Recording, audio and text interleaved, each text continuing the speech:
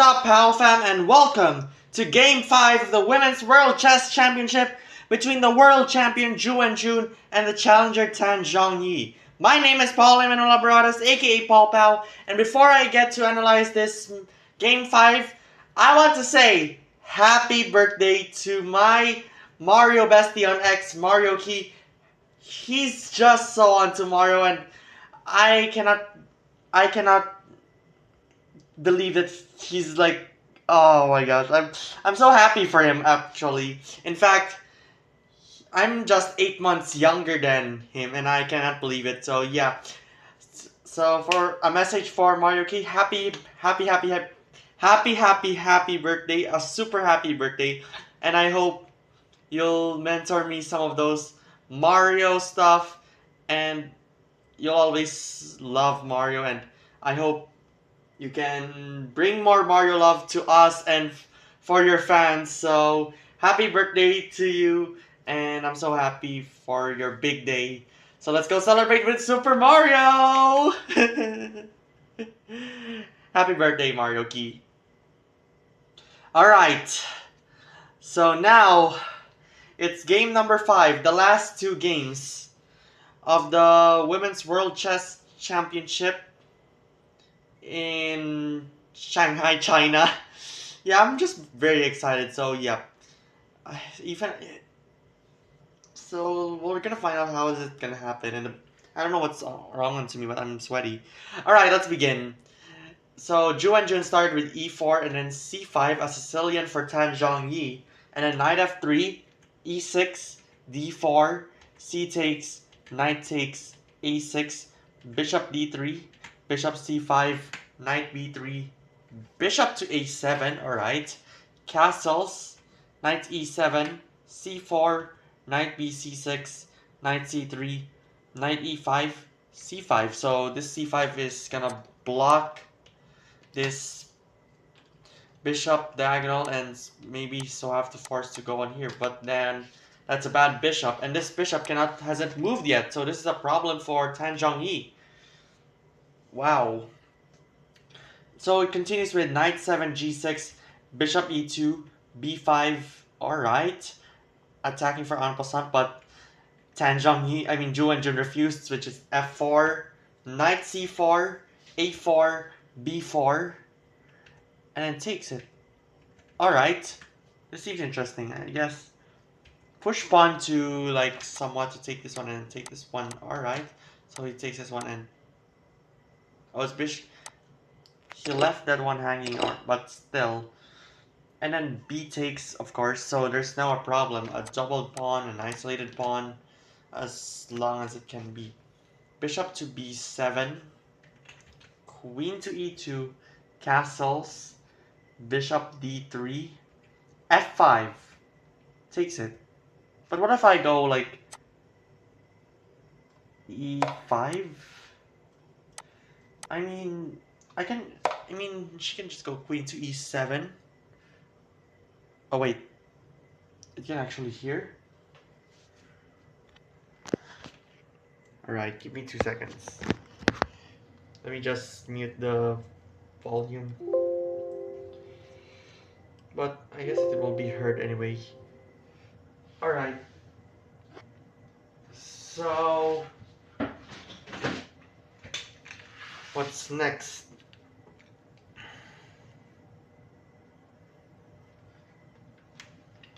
I guess I'm gonna go like... what else? There's somewhat like bishop right over here, as long as it can be.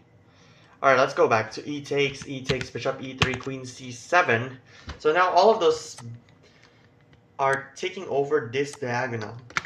They're set to attack that diagonal, a7 to g1, b7 to h1, and b8 to h2.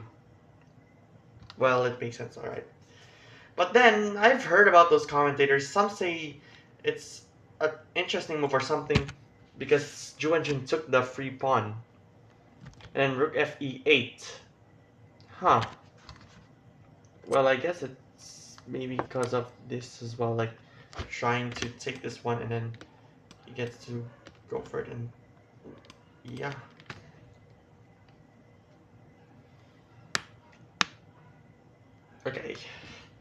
But then there's bishop takes, and then queen takes to let this one go alone. But then there's the knight attacking, so of course queen check, king h8, bishop d4, rook to e6, h3, rook a e8, rook to f2, bishop b8. Alright, now taking over the b8 to h2 square while attacking this. So I think it's the best move to where?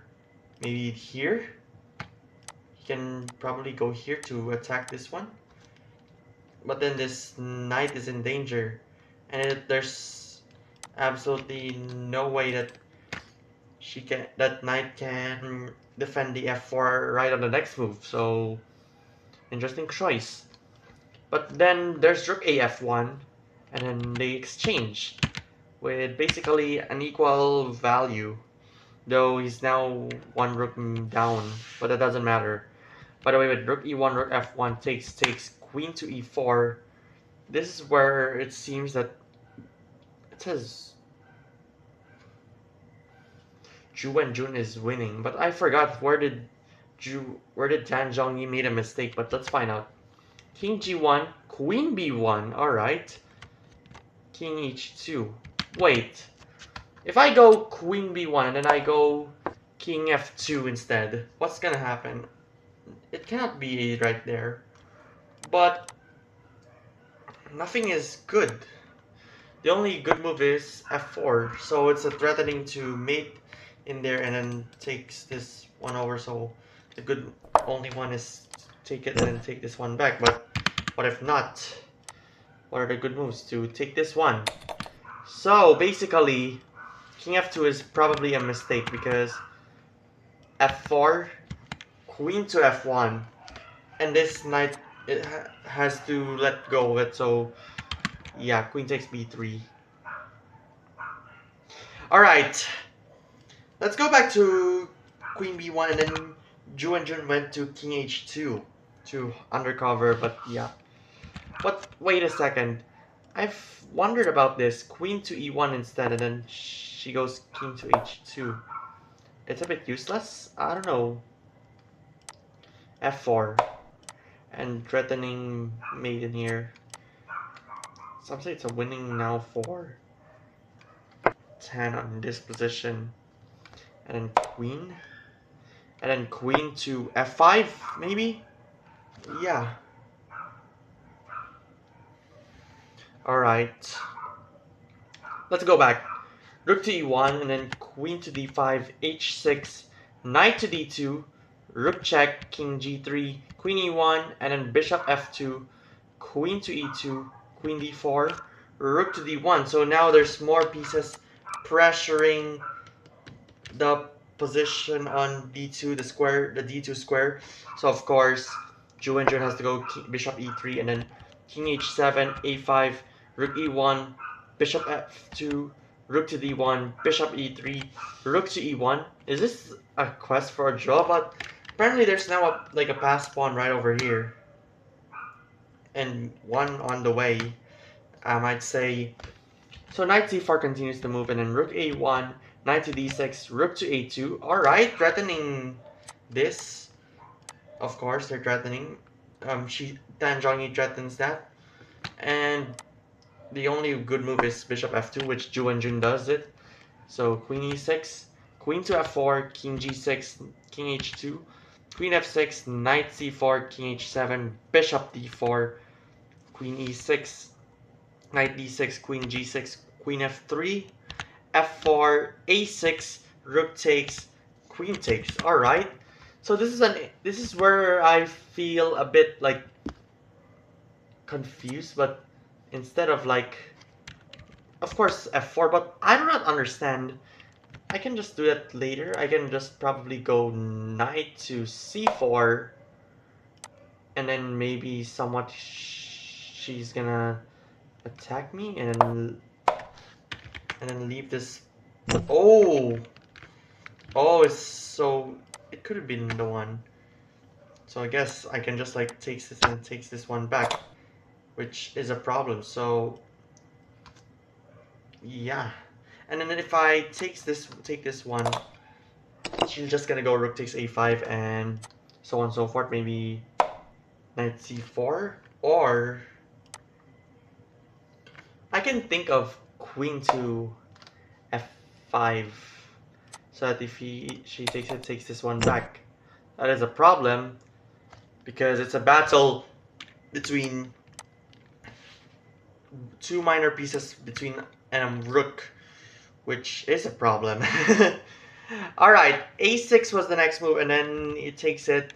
Queen takes f4, rook to a2, queen f3, queen to e6, knight f5, g5, knight e3, d6, c6. Alright, push pawn. Rook to a8, knight d5, rook c8, queen d3, king g8, and knight e7. Oh my goodness. What a fork. I mean, let's see. I can just... It's a bad idea to take this one. Oh! Oh, it's forced to move. It's a zugzwang. Oh my goodness. All of this, like queen d3. There's the only best move. The only move is king g8. And then if I go for this knight e7, this is where Tan Zhongyi resigned. Because I think the reason was if she takes it, queen check, king goes to f8, and then there you go. Oh my goodness. The problem it is, this rook will be lost eventually. And so Tan Zhongyi resigned at 59, at Zhu and Jun's 59th move of knight to e7. Because basically, even if I go for, like, let's say king f7, boom. But the engine mentioned, this suggests it's queen h7 as well. But it's still over. There. It's gonna be taken anyway. And if she takes it, yep. Everything is all cooked for Tan Zhongyi. No way. Oh wow. This is absolutely crazy. Alright. So now, with Zhu Wenjun's victory of game number 5, she leads the series 3-2. So tomorrow is the last game in Shanghai on the world champion Zhu Wenjun's hometown.